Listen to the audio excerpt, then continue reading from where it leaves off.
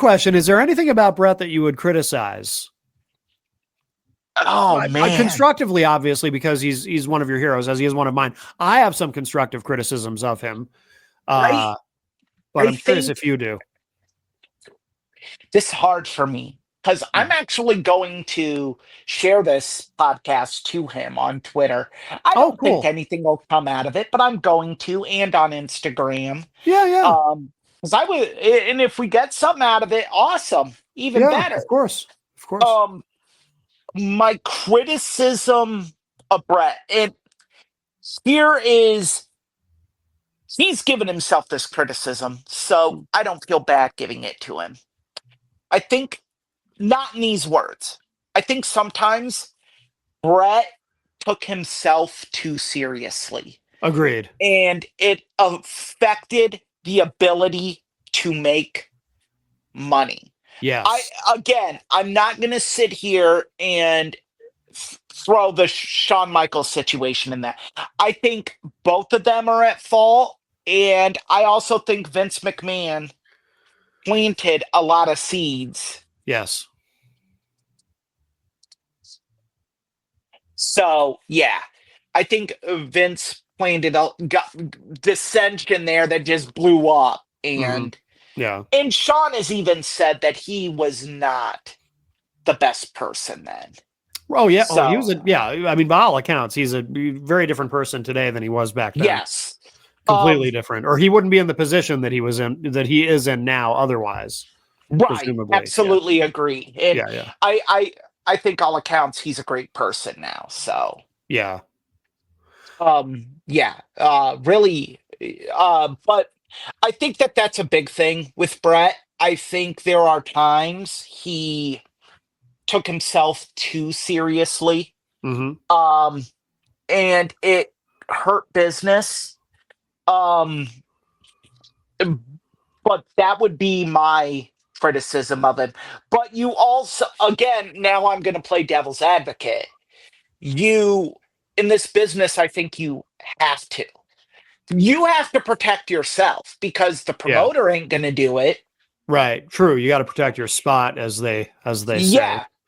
Yeah. So I don't have an issue with it per se. I think it contributed to some things happening. Mm-hmm. But then I look at other things that happened in his career, and I'm like, again, he's got to protect himself. Look at what Hogan did to him. Yeah. I mean, Hogan lied to him and could have deep sixed him as being a viable top guy if it wasn't for Bret's hard work to get back to the top. Right. So yeah, I mean, I understand it and I get it. That would be my one thing, and I feel bad even saying that. I'm sorry, Bret. Don't hate me. No, but I think in a way, how should I say this? I think it makes you more of a fan if you're able to constructively criticize something maybe you don't agree with than you are if you're just going to blindly say, I love everything about this person and everything they ever did in their career, and there's nothing I would ever pick apart. You know what I mean? Because if you're thinking critically about this person whom you're a fan of and thinking critically about their career and really analyzing it, and have actual thoughts and feelings about what you like and what you don't like and what they did that you like and what maybe you think they should have done differently. I mean, that shows that you're really invested in what they're doing. It's like,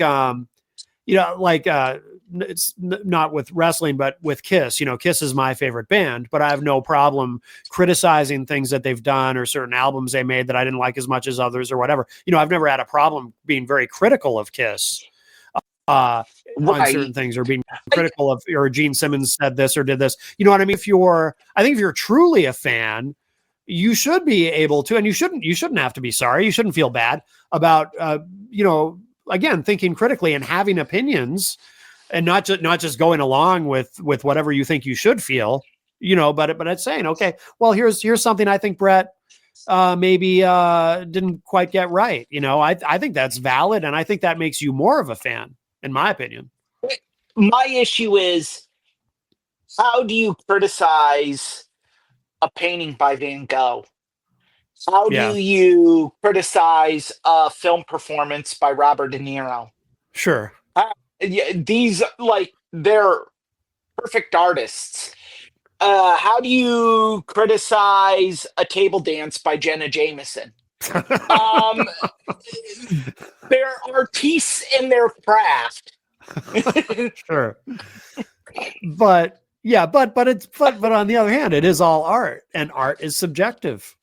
It's not objective, it's subjective. And so you're allowed But to I'm saying, like, I don't want to be that person that walks into an art gallery and is sitting there just like, oh, look at this painting. It's so perfect, but it's got this little dent in it. That's how I feel I am if I by criticizing Bret Hart, is everything he did was just so perfect. How do yeah. we, like, what can I find? So I had to think about it. That's a good question. But I will so I'll tell you what I think. And again, whatever I say, whatever criticisms I have of Bret, again, purely constructive. I love Bret Hart. My second favorite of all time. But I do think, and this kind of maybe piggybacks on what you said a little bit, because I absolutely agree, and I think a lot of people would agree. Bret did take himself. I think Bret has even hinted in a couple of interviews that maybe he took himself. He recognizes that he took himself too seriously at times, and I think that I think and you referenced not directly, but you alluded to Montreal and the situation there with Sean and Vince and that's something I've always been a bit critical of. I mean, personally, honestly, and I think you and I will disagree on this fine point specifically. I thought Bret should have done the job and dropped the belt, and that's it.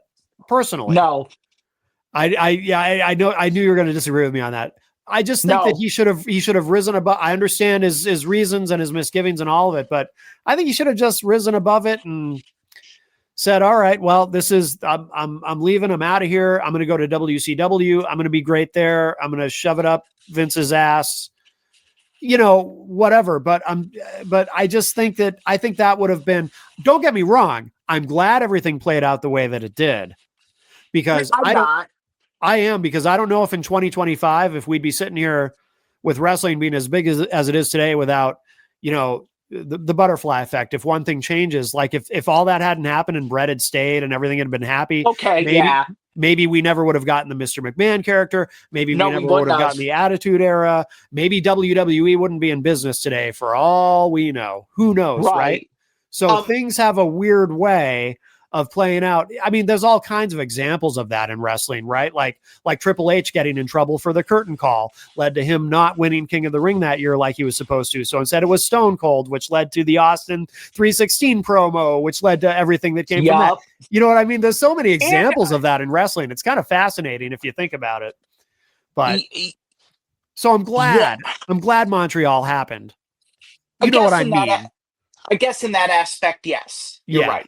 Yeah. Here's what I'm going to disagree with you on. Yeah. One, knowing what we know today, and there was additional information we didn't know that was released in the Mr. McMahon documentary. Yes. About Montreal. And I think now's a good time to talk about it, because sadly, you can't talk about Bret without Montreal. Yeah. I think the thing is, one, Bret went up to Sean, and I've said this, there are only two people whose stories have never changed regarding Montreal: Jim Cornette, Bret the Hitman Hart. Yeah. Neither one of their stories have changed. Even Right. Jim Ross and Bruce Pritchard, who I respect both of them, and quick well wishes and prayers for a swift recovery to Jim Ross. I saw that cancer diagnosis, colon cancer. Yeah. Yes. So thoughts and well wishes and prayers with good old JR. Yeah. As he battles this. I totally spaced that. But what I'm going to say is, Bret went to Sean and said, we're going to do it at Survivor Series. I have no problem putting you over. I would never do anything to hurt you in the ring. And Sean said, I can't say the same for you. At that point, Bret was within his rights to say, no way am I doing this. Mhm. And think about this. Everything Bret Hart had done for that company leading up to that, Yeah. he had never said no to doing a job. Yeah. Never said no to True. anything. True. He said no to that. Yeah. And what we found out in the Mr. McMahon documentary is Vince's complaint about the whole thing. All these many, many years later, this was just made public knowledge. Vince has always said, I was afraid he was going to do an Alundra Blaze and take the belt to WCW and drop it in the garbage can and disrespect our title. And that can happen to the women's title, but it can't happen to our belt.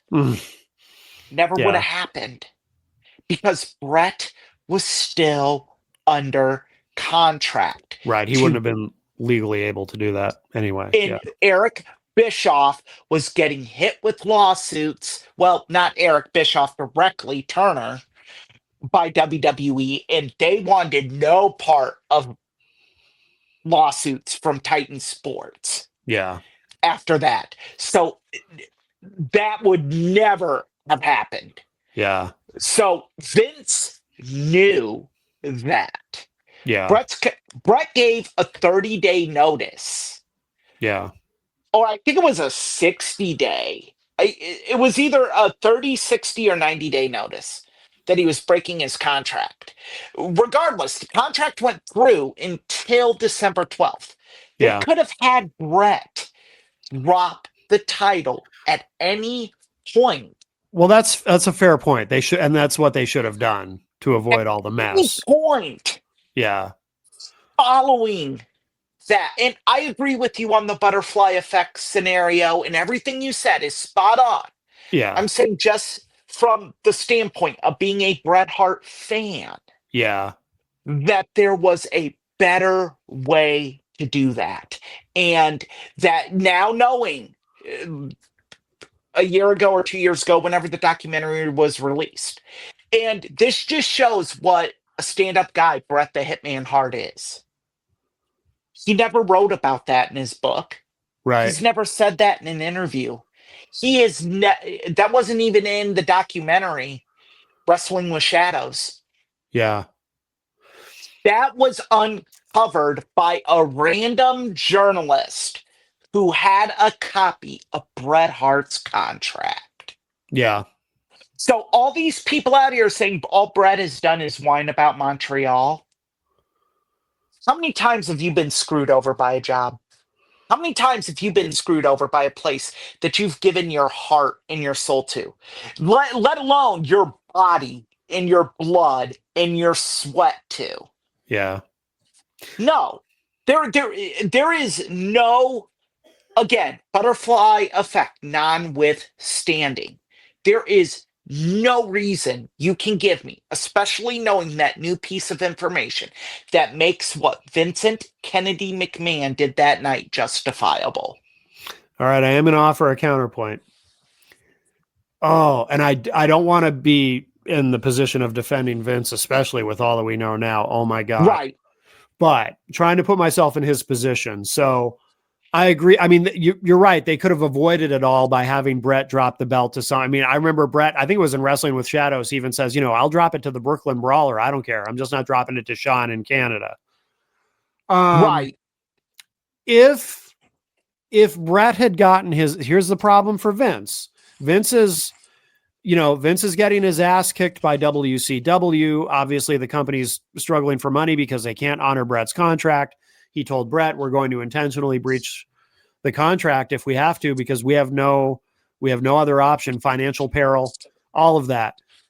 Now, so Vince is already getting his ass kicked. And now if he capitulates to Bret, because Bret doesn't want to drop the belt to Sean in Montreal, now everyone the people who Vince has under contract still, who are still with WWE, who are probably going to go to WCW as soon as they can, as soon as that Brinks truck pulls up in front of their driveway, and they have a chance to. Now they know. Now Vince has shown weakness. Now Vince has shown, if you've got him backed into a corner, oh, Vince isn't so tough after all. You can push him around. And he let Bret push him around. Now I can push him around too. I can put my foot down and say, no, Vince, I'm not doing this. See that, and I think Vince, from his perspective, felt like I have to do this because I can't look weak. And Eric, you got to admit, he would look weak, wouldn't he, to the rest of the guys in the company if he had given Bret his way. What would that have done in terms of Vince's ability to run the company at that point? One key fact we're missing from that. Mm-hmm. And I understand your thought process there. Yeah. I'm not disagreeing, but there's a key fact. Bret had something in his contract no one else had. I'm glad you brought that up. He had creative control over his final 30 days. And yes. So if people want to say, well, he pushed Vince around, no, Vince was still the contract is the contract. Yeah. They breached it. Bret could opt out. Bret did. But the terms of the contract are still there. Bret's just opting out, giving the company an out. But the terms over everything else are still valid. The 30 days of creative control. Bret had that. If you don't think the boys in the locker room knew that Bret had that, I would. Well, everybody knew. Yeah. Because that was being reported at the time. That was a big part of the story. Another counterpoint, though, if I'm not mistaken, if I'm remembering it correctly, it was described as, I think this is the exact wording in the contract, but I could be wrong, reasonable creative control.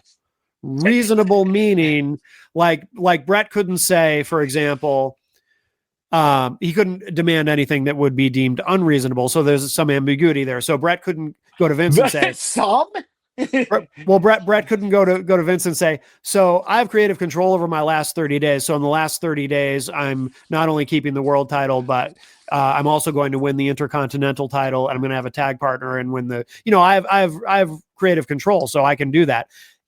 Reasonable creative control, meaning that, well, I mean, again, that's ambiguous, right? I wish we had a lawyer with us on the show. Yeah, but that's very ambiguous. That's very ambiguous. So then if that's in there, if that word reasonable appears there, and again, I'm not a lawyer, I have no legal background at all, but it seems to me like, so then you then get into a debate about, well, what is reasonable? Is it reasonable? Is it reasonable to have a Canadian hero lose to his greatest rival in Canada? Is that reasonable? I don't know. Well, that's the thing. That's exactly. Is so no. But from the other side, Eric, is it reasonable, quote unquote, reasonable for the champion to be able to tell the promoter, no, I'm not losing the title on that date in that city on that event? Is that reasonable? It is if he gives an alternative that is feasible. Is it? He gave an alternative. He said you could have me drop it to Shamrock. Now, true. Yeah.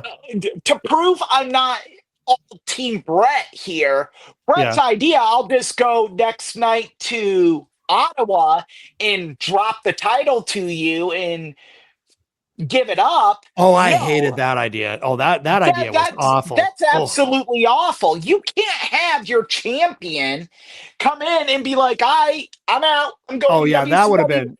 Here's your belt. Yeah, because I know that was one of the alternatives Bret offered, and that would have been horrible. No. You have to drop it to somebody. Yeah. Now, now I go back. Shawn, no, because Shawn did not show Bret the respect that he deserved. No, I agree there. I agree with that. And so then we circle back to what do we do? Yeah. Um, I think I think Vince knew the whole time what he was going to do. He just had to get key players on board with it. And look, people can sit here and say, I came up with the idea with the Montreal Screwjob. I came up with the idea for it. I came up with the idea for it. I think Vince knew by hook or by crook, Bret Hart is not winning this match. He just needed to find out the way. Oh yeah. No, I And agree. Yeah. Yeah. to find out the way, he needed someone who knew the business of professional wrestling like the back of his hand. That person is not the king of bros as as he says constantly. Right. It had to be a historian of the business. So the two people I'm willing to give credence to that they came up with it is Jim Cornette Mm-hmm. and Paul Triple H Levesque. Well, Cornette did claim, right, that he came up with it. Cornette claimed on Dark Side of the Ring that yes, he came up with screwing him over. And Cornette, we've never known Cornette to be dishonest, right?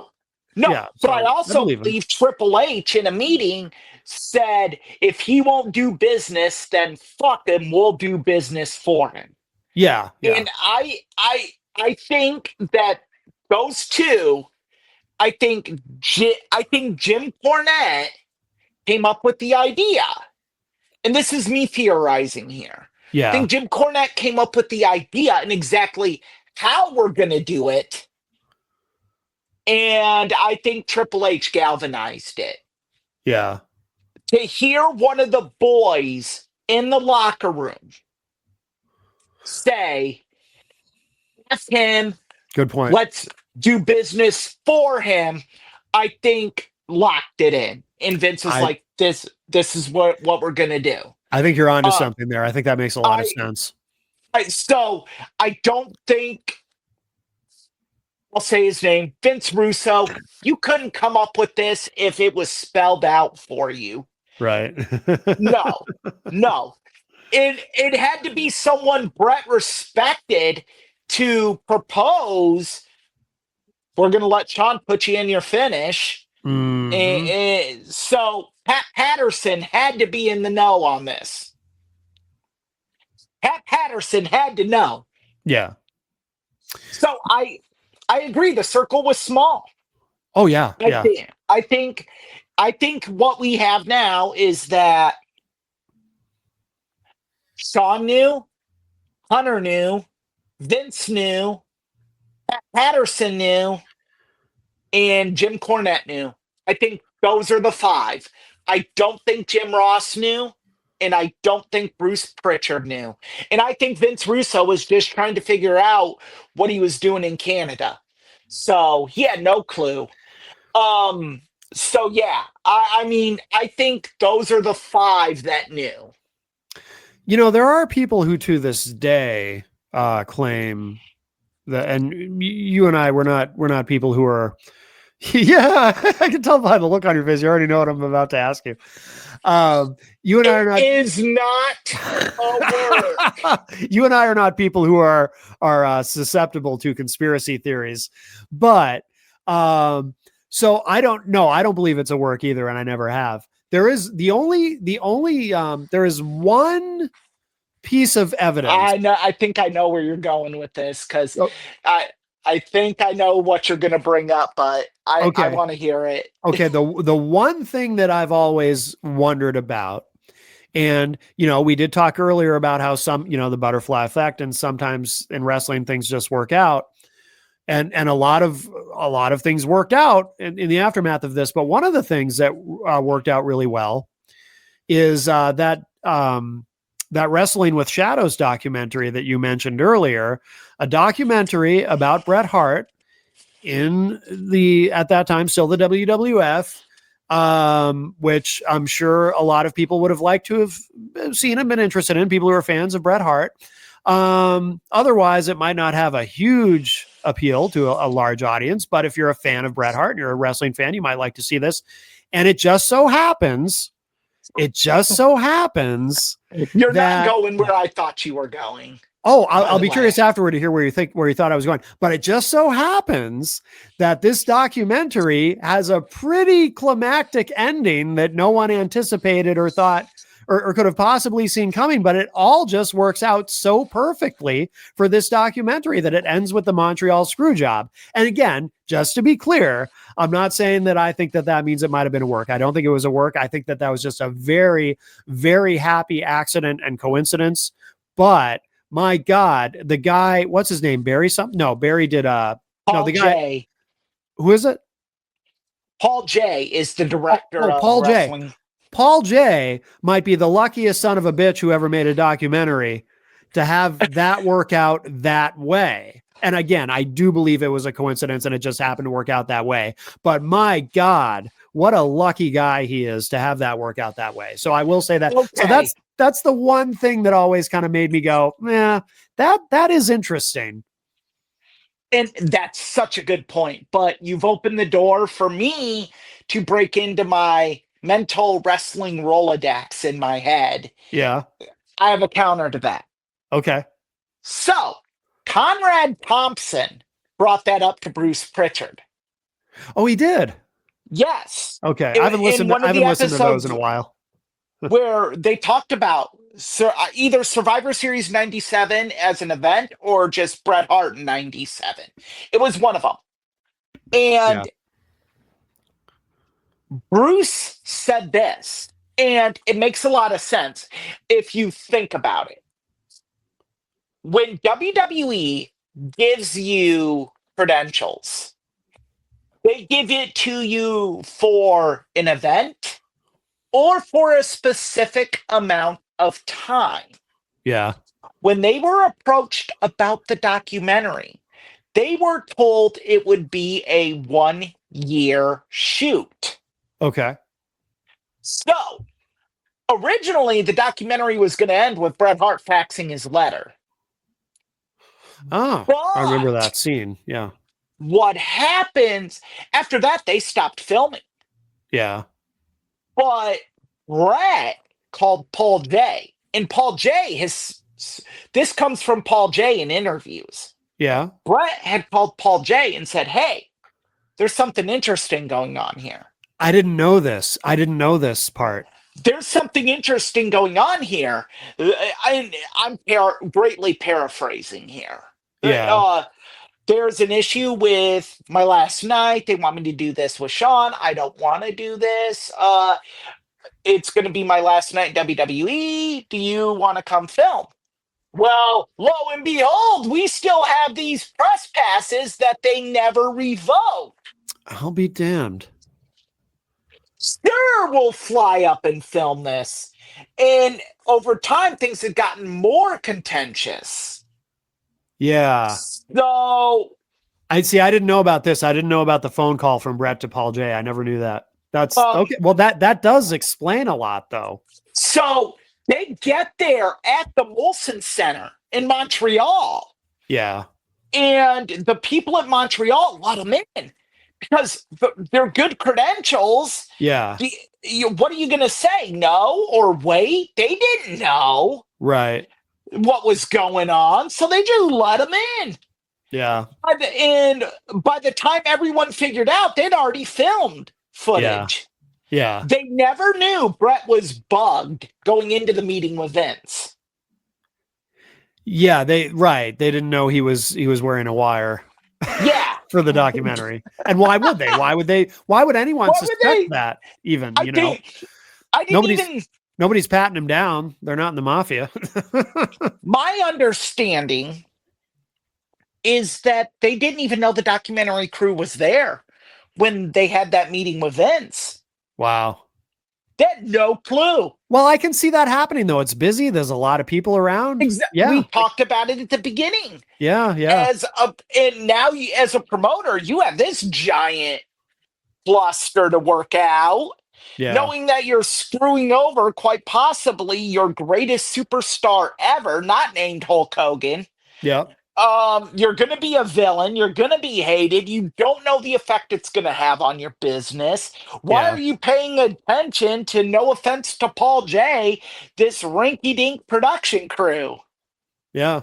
Yeah. So yeah, that's exactly why Mm, it happened. that makes sense. It was pure dumb luck that they Yeah. still had the credentials. Yeah. Yeah. Okay. Well, that really, that explains that. Now, where did you, cause you said you thought you knew where I was going. Where did you I think I was going? One of my favorite scenes in Dark Side of the Ring happens at the end of the Montreal episode. And it's Scott Hall breaking down the finish and why he thinks it's a work.